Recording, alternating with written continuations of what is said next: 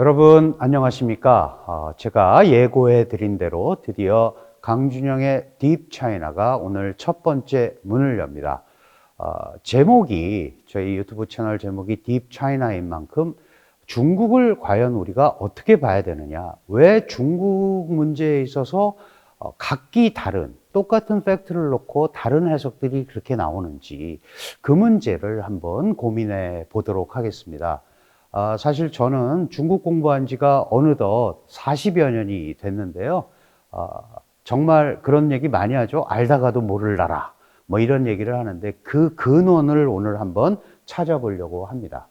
사실 중국이 우리한테 이렇게 가깝게 다가온 것은 물론 이전에도 이 수천 년의 상호 교류 역사가 있었습니다. 그런데 현대 국제관계적 차원에서 한국에 다가온 것은 여러분 잘 아시다시피 중국이 1978년 말에 덩샤오핑이라는 중국 지도자에 의해서 개혁 개방을 선언하면서 국제 무대로 나왔기 때문입니다. 개혁 개방이라는 것은 아주 큰 틀에서 보면 당시 미국이 짜놓은 국제 질서에 들어오겠다라는 표시였죠. 그런데 그 이전에도 80년대 이전에도 중국은 강대국의 요건을 다 가지고 있었습니다. 우리가 잘 아는 땅이 넓고 물자가 풍부하고 역사가 오래되고 사람이 많다. 강대국 요건이죠. 그래서 아주 쉽게 말씀드리면 아주 잘난 조상을 둔 나라입니다. 그리고 수많은 역사 문물을 갖고 있는 나라였죠. 그런데 80년대 이후가 돼서 소위 개혁개방 이후에 중국은 2001년도에 WTO에 가입을 했고요. 북경 올림픽을 2008년에 개최를 하고 이러면서 세계적 국가로 떠오릅니다. 당시 그 과학기술의 총알라고 불리는 유인 우주선도 쏘는데 성공을 했죠. 신조우라는 표현을 쓰는데요. 그래서 이 80년대 이전에 중국이 80년대 이후에는 전혀 다른 국가로 변질을 하죠. 전통적인 강대국에서 이제 개혁개방을 통해서 급속한 경제성장을 이루게 됩니다. 급속한 경제성장을 이루면서 여러분 잘 아시는 대로 그 경제력을 뒷받침하는 소위 국제적 지위를 갖게 되죠. 국제 무대에서의 역할이 굉장히 증대가 됩니다. 결정적으로 우리가 G2라는 표현을 많이 쓰는데요. 이 G2라는 거는 Group of Two라는 겁니다.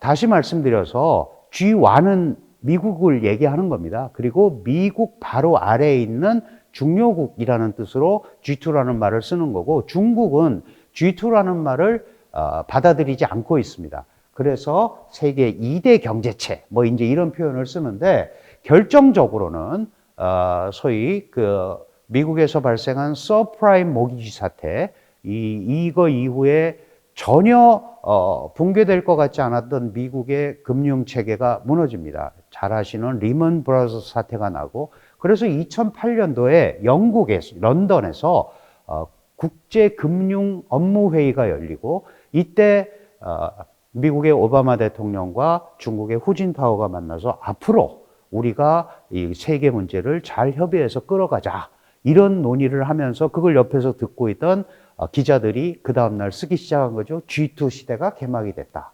그러니까 중국은 국제금융위기 이후에 세계적 국가로 성장을 하는 겁니다.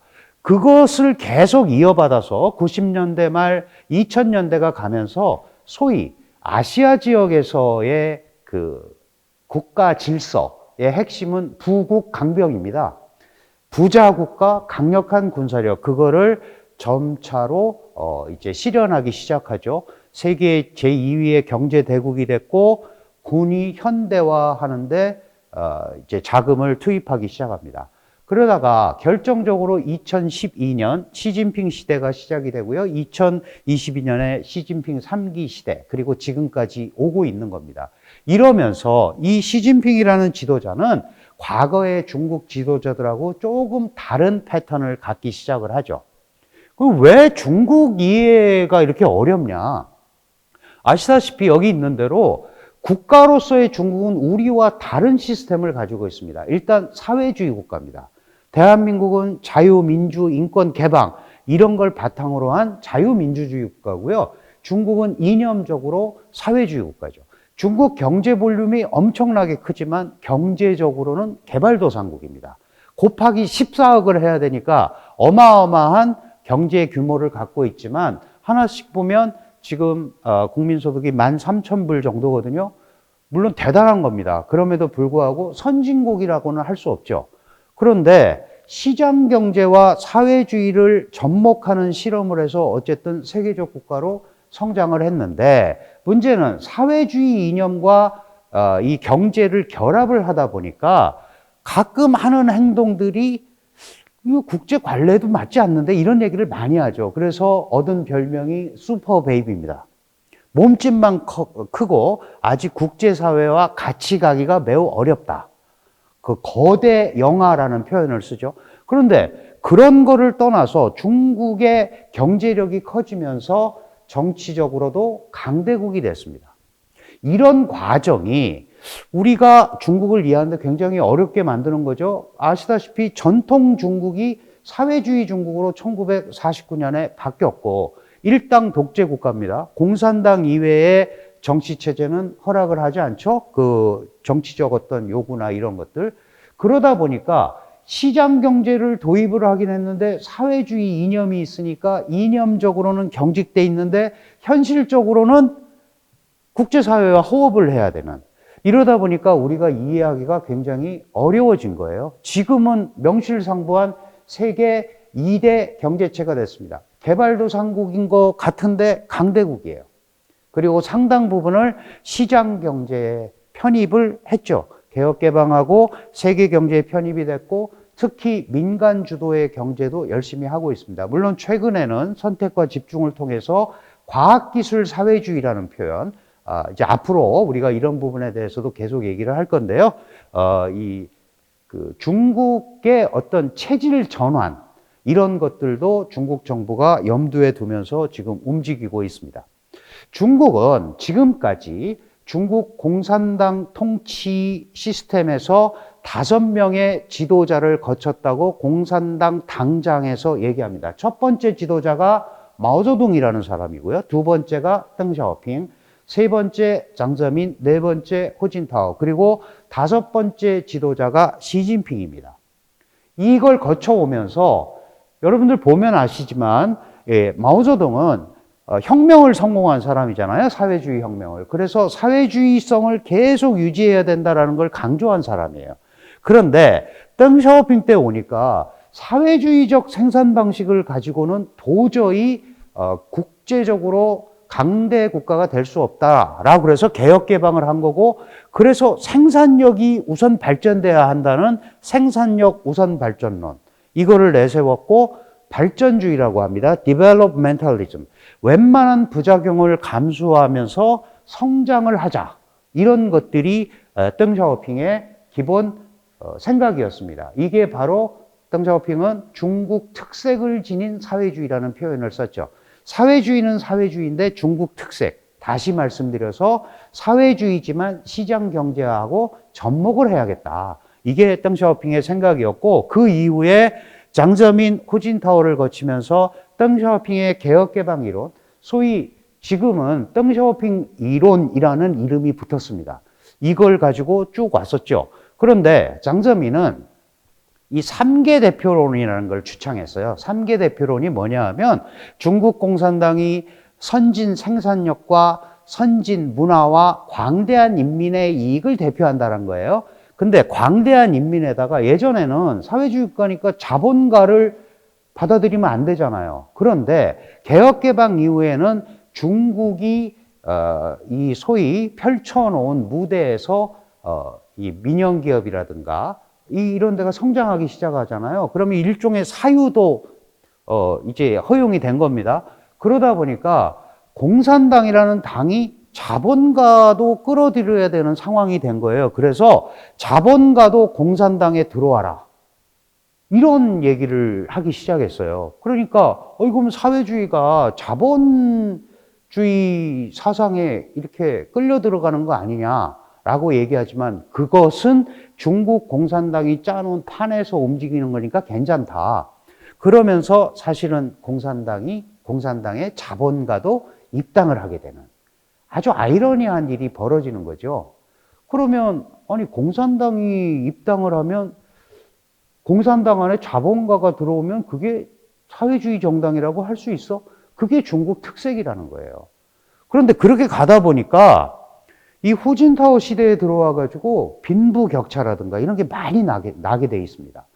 그럼 이걸 어떻게 풀어가야 되잖아요. 그래서 이 후진타오는 과학적 발전관, 과학을 발전시키자는 게 아니고 균형적 발전을 하자라는 겁니다. 그래서 그의 이념은 조화사회론입니다. 외교도 조화외교고 사회도 이 소위 사회적 약자도 좀 보호하면서 가야 되는 거 아니냐 하는 그런 조화사회론을 얘기하기 시작했어요. 자, 여러분 보시면 마오쩌둥은 사회주의, 그 다음에 덩샤오핑은 사회주의 플러스 개혁개방을 통한 경제현대화에 초점을 맞췄는데 시진핑 시대에 들어오면서 중국이 달라집니다. 어떻게 달라지냐 하면 자, 지금까지 개혁개방 수십 년을 오면서 중국이 발전했다. 그러면 이제 중국의 꿈을 펼쳐야 될 거 아니냐. 그러면서 중국몽 많이 들어보셨죠? 중국의 꿈을 외치기 시작합니다. 중국의 꿈이라는 건 뭐냐면 세계적 국가가 되겠다는 거예요. 그러면 여기 보시면 덩샤오핑, 장저민, 후진타오 때는 전부 뭐예요? 국내 경제 발전에 초점을 맞췄습니다. 그런데 시진핑 때 와서는 이제 중국의 힘을 대외적으로 투사하는데 초점을 맞추기 시작합니다. 그러면서 자기 사상도 있었죠. 시진핑 신시대 중국 특색 사회주의 사상. 이런 사상을 만들어냈어요. 그러면서 이제 중국은 세계적 국가로 도약을 해야겠다. 당연히 이렇게 하다 보니까 이 소위 냉전 체제가 깨지고 나서 유일 강대국의 지위를 갖고 있던 미국과 사사건건 충돌을 하게 됩니다. 그런데 시진핑 현재 중국 공산당 총석이면서 소위 중국의 국가 주석은 기본적으로 우리가 더 이상 미국한테 밀려서 살 수는 없는 거 아니냐 하면서 결사항전을 외치고 있고 그래서 중미 관계가 갈등 속으로 가고 있는 겁니다. 이런 현상들이 이제 소위 지금 시진핑 시대에 나타나고 있는 문제들입니다. 지금 제가 말씀드린 내용들이 개혁개방 이후에 덩샤오핑, 장저민, 후진타오, 시진핑을 거치면서 어떻게 바뀌게 되었느냐. 그 중간에 국제적으로는 어떤 변화가 있었고 주제는 뭐였느냐 하는 부분, 이런 부분들은 제가 앞으로 공산당 이념 이런 걸 설명하면서 여러분하고 자세하게 다시 한번 의견을 공유하도록 하겠습니다. 금방 말씀드렸다시피 중국의 꿈, 중국몽을 외친 시진핑은 과거와 다르다고 그랬죠? 뭘 들고 나옵니까? 중화민족의 부흥, 그리고 중국식으로 현대화하는 것도 세계적으로 충분히 가치가 있다라고 하면서 이제 뭐 중국식 사회주의 이런 말을 쓰지 않습니다. 중국식 현대화라는 말을 쓰는 거죠.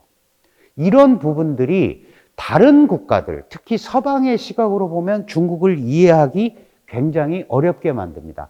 그리고 금방 지적했다시피 중국의 부상이 바로 미국과의 갈등을 만드는 요소로 많이 작용하게 되는 겁니다. 많은 분들이 덩샤오핑, 장저민, 후진타오 이 시대에는 그렇게 크게 문제가 없었는데 시진핑이 들어오고 나서 막 그 미중 간의 충돌이 일어난다. 그게 바로 이거예요. 세계적 국가로 도약하겠다. 그리고 개혁개방 수십 년의 성과를 이제 국제적으로 투사해야겠다라는 시진핑의 생각과 국제적으로 유일 강대국, 초강대국의 지위를 가지고 있었던 미국의 가치가 충돌하면서 생긴 문제입니다. 그러니까 이게 사실은 이해하기가 어렵죠. 우리가 미국이라는 국가는 그래도 시장경제, 민주, 자유, 개방 이런 부분에 대해서 가치를 이해하고 또 일부 공유하는 것도 있어요. 근데 사회주의 시스템은 우리가 잘 모르잖아요. 그러다 보니까 미국에 대한 이해만큼 중국에 대한 이해가 없습니다. 우리가 어떤 국가를 이해하거나 어떤 시스템을 이해하려면 같아야 되잖아요. 적어도 그 이해하는 층차가 레벨이 같아야 되는데 한쪽에 대한 이해가 굉장히 부족한 겁니다. 자, 중국 공산당은 중국을 이끄는 공산당은 역사적으로 세 번에 걸쳐서 자신들이 어떻게 변해야겠다라는 역사결의라는 걸 합니다. 1945년에 1차 역사결의를 하고 개혁개방의 그 시발점이 78년인데 그 이후에 공산당의 임무와 이런 부분들을 덩샤오핑이 재조명해요. 그리고 2021년에 시진핑 시대가 이제 본격화되면서 세 번째 역사 결의를 합니다. 이런 부분들도 앞으로 제가 공산당 이데올로기 통치 구조를 얘기하면서 여러분하고 같이 인식을 공유할 겁니다. 이런 부분에 대한 이해가 없으면 중국이 지금 왜 저렇게 행동하는지가 이해가 되지 않습니다. 예를 들어서 우리는 서방, 미국 이런 데 이미 오리엔트되어 있는 자료들을 많이 보거든요. 그거는 다분히 그 나라의 입장에서 보는 겁니다. 당연히 한국도 우리 입장에서 봐야죠. 그럼 이제 앞으로 중국이란 나라를 우리가 어떻게 이해하고 받아들여야 될지는 이런 소위 우리가 internal approach라는 말을 많이 쓰는데 내재적 접근. 우리가 중국 사람은 아니지만 중국이 어떤 시스템을 가지고 움직이는지에 대한 이해가 먼저 조금 선행이 돼야 된다. 그래서 이러한 역사결의와 이데올로기, 공산당 통치구조 이런 것들도 제가 틈이 있을 때마다 여러분하고 같이 공유를 하겠습니다. 그래서 현대 중국을 이해하려면 적어도 몇 가지 전제가 필요하다. 우선 전통 중국을 알아야 됩니다. 중국은 중국에 이런 속담이 있습니다. 과거 없는 현재 없고 현재 없는 미래 없다. 우리가 다 아는 거죠. 역사에서 자유로운 국가는 없어요. 다만 중국은 전통 왕조가 갑자기 사회주의 국가가 됐고 사회주의 국가는 전통 중국의 시스템하고 다르잖아요. 그러다 보니까 자기들도 일부 그 문제가 생기고 또 그걸 바라보는 다른 나라도 문제가 생깁니다. 근데 한국과 중국은 역사 전통이나 또는 역사 인식이나 이런 게 약간 공유하는 게 있어요. 그러니까 그런 부분에 대한 인식이 먼저 있어야 된다. 두 번째는 중국은 사회주의 국가입니다. 그러면 중국이 추구하는 사회주의가 어떤 건지에 대해서 기본적으로 인식을 해야 돼요. 중국 사회주의는 1987년에 사회주의 초급 단계론이라는 걸 중국이 개발합니다. 사회주의가 초급이 있어? 중국이 만들어낸 거예요.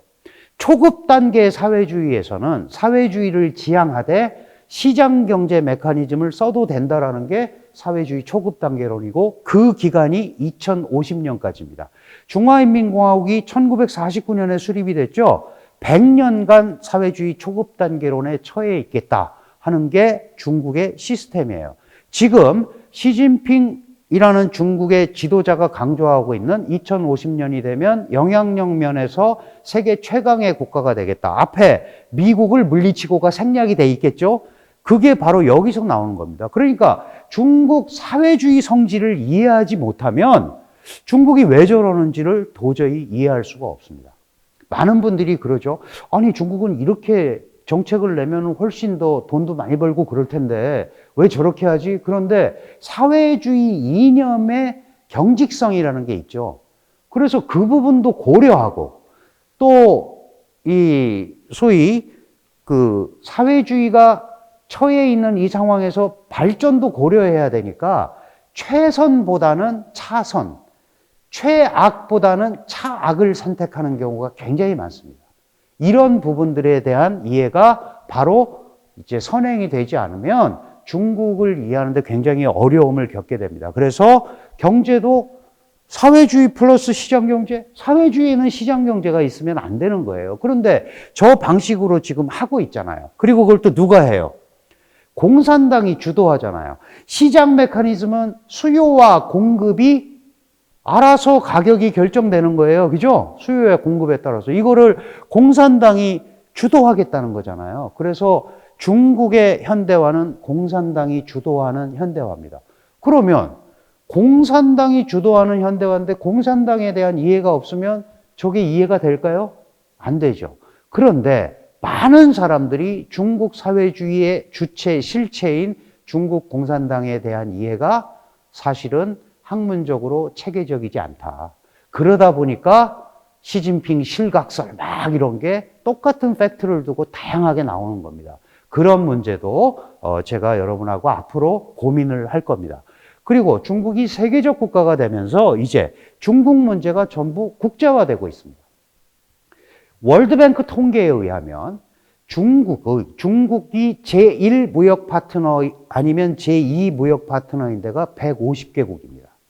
미국이 제1 무역 파트너인 데는 50개가 안 됩니다. 그러면 중국에서 문제가 생기는 거는 바로 국제 문제죠. 우리가 꼭 희토류 이런 거 얘기하지 않더라도 다양한 형태로 중국은 전 세계적으로 광범위한 영향력을 갖게 돼 있는 거죠. 그러니까 현대 중국을 이해하기 위해서는 적어도 우리가 뭐 학문적은 아니더라도 적어도 이런 5가지 정도에 대한 기본 인식이 있지 않으면 중국이 왜 저렇게 나오는지가 잘 이해가 되지 않습니다. 중국을 이 유튜브 채널이 변호하거나 또는 뭐 맹목적으로 비판하거나 이럴 생각은 추구도 없습니다. 있는 그대로 정말 우리가 많이 쓰는 실사구시라는 말이 있잖아요. 실사구시. 그 실질적인 일에서 옳음을 구한다라는 뜻이에요. 그 다음에 중국말에는 있는 그대로 보고 얘기하자라는 말도 있습니다. 就事论事 그래요. 그 일을 가지고 그렇게 얘기하자라는 뜻이에요.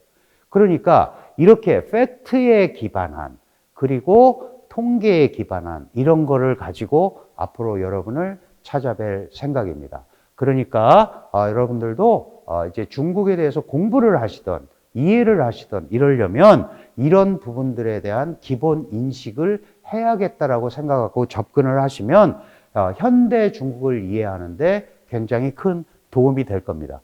왜냐하면 중국은 듀얼 골, 이중의 목표를 가지고 있는데요. 사회주의라는 이름을 가지고 현대화된 국가를 건설하겠다는 거죠. 역사, 사회주의, 개발도상국 금방 설명드렸어요. 그런데 그거를 현대화된 국가로 만들겠다는 겁니다. 그래서 지금 그 1차적으로 미국과 어깨를 나란히 하는 국가가 될 수 있다라는 자신을 가지고 있는 거예요. 지위도 사실 상당히 대등하게 됐다라고 생각하는 요소들이 있어요. 물론 모든 분야에서 그렇지는 않습니다. 그러나 일부 분야에서 분명히 다른 나라보다는 앞서서 미국과 움직이는 그런 틀이 됐고 이제 국제적으로 엄청난 지위를 가지고 있습니다. 이런 국가가 바로 우리 옆에 있는 겁니다. 그리고 2008년에 한국과 중국은 전략적 협력 동반자 관계를 맺었습니다. 지금 우리 이재명 대통령과 중국의 시진핑 국가주석 간의 회담이 진행이 되고 있는 상황인데 왜 중요하냐? 더 이상 말씀 안 드려도 다 알 거예요. 정치적으로, 경제적으로 굉장한 한국과 밀접한 연계가 있고 특히 한국은 다른 나라가 갖고 있지 않은 북한이라는 특수 요인이 있습니다. 한국을 위협하고 있죠. 그런데 그것 때문에 한반도와 평화와 안정이 어렵고 그래서 우리가 한중 수교했잖아요. 북핵 문제 해결하는데 조금 도움이 되지 않을까 하는 그런 생각을 가지고 있는 거고 이런 부분들이 잘 풀리지 않으면 동북아 정세가 굉장히 어지러워지거든요. 그래서 이 북한 문제에 있어서 물론 중국이 결정적으로 도움을 주기는 어렵습니다. 북한이 말도 듣지 않을 뿐더러 북한이 핵을 포기하는 건 굉장히 어렵기 때문에 그렇습니다. 그러나 적어도 경제적으로는 한국의 최대 무역 파트너입니다. 최대 수출 시장이고 최대 수입 대상국이고 물론 이제 상호 의존보다는 경쟁성이 강화됐지만 여전히 경제적으로 주고받을 게 많이 있다. 왜냐? 중국이 이머징 마켓이기 때문에 그렇습니다. 경쟁성이 강화됐지만 한국도 중고급 기술력을 가진 국가로서 그리고 또 일정한 자본 여력을 갖고 있는 국가로서 중국과 할 수 있는 부분이 많다. 그렇다면 이 옆에 있는 국가를 우리가 모르는 척 할 필요는 전혀 없는 거죠. 그리고 실제로 한중 관계는 사실은 우리가 그 중국이 나홀로 성장을 하던 시기가 있었습니다. 전 세계가 어려울 때 아주 고도 성장을 했는데 그때 한국은 중국의 성장에 편승한 효과도 있었어요. 그래서 해외의 많은 경제학자들이 한국은 운이 좋다. 저렇게 성장하는 나라 옆에서 한국도 중간재도 수출하고 뭐 이러면서 교류를 했잖아요. 물론 나쁜 것도 있어요. 중국이 어려워지면 덩달아서 한국이 어려워지는 경우도 있죠. 지금이 하필 이제 그런 시기인데, 다만 장기적으로는 얼마든지 공간이 생길 수 있다. 우리의 노력과 우리의 연구 결과에 따라서 있다는 생각을 하고 중국을 이해하면 된다. 그러면 중국을 어떻게 봐야 되느냐? 복합적으로 봐야 됩니다, 이제. 정치도 알아야 되고요, 사회도 알아야 되고, 경제도 알아야 되고, 역사 전통에 대한 이해가 선행이 되지 않으면 현대 중국을 이해하는 데 굉장히 어렵습니다. 그런 의미에서 우리가 다른 것보다는 21세기, 저 옆에 저 거대한 시장이 있는데 그거를 우리가 활용하지 못한다면 우리한테 마이너스가 되지 않을까요? 그런 상황에서 중국을 어떻게 볼 거냐? 좀 체계적으로, 계통적으로, 시스템적으로 좀 중국을 연구한다면 분명히 한국에 도움이 될 수 있겠다. 이런 생각을 합니다. 그래서 앞으로 저희가 자연스럽게 이런 부분에 대한 것들을 시의성이 있는 것들은 제가 해설을 해드리고, 그렇지 않은 부분들도 제가 사전에 이런 거는 중국 공부하는데 꼭 필요하다 하는 부분들을 최대한 체크해서 여러분께 알려드리고 또 공유하고 이런 시스템을 가지고 가도록 하겠습니다. 그래서 이제 저희가 이 유튜브 채널 이름을 딥 차이나라고 붙인 이유도 중국에 대한 이해를 보다 근본적이고 원초적 차원에서부터 시작을 해서 그 이해를 바탕으로 우리의 전략, 우리의 이거 시장도 그렇고 정치도 그렇고 북한 요인도 그렇고 미국도 마찬가지입니다. 지금 시대는 복합적 시대죠. 위기도 하나만 오지 않습니다. 동시에 오죠. 그래서 폴리크라이시스 시대라고 얘기하잖아요. 그러니까 그런 것들을 하려면 적어도 우리가 중국이라는 데를 이해하는 데는 이런 기본 전제들이 없으면 이해하기가 어렵다는 생각을 하면서 앞으로 우리가 한중 관계, 특히 중국에 대한 이해, 이런 부분들을 이런 시스템을 중심으로 여러분하고 같이 고민해 보도록 하겠습니다. 오늘 첫 시간 앞으로 이렇게 공부하겠다는 말씀을 드리면서 이상으로 마치겠습니다. 대단히 감사합니다.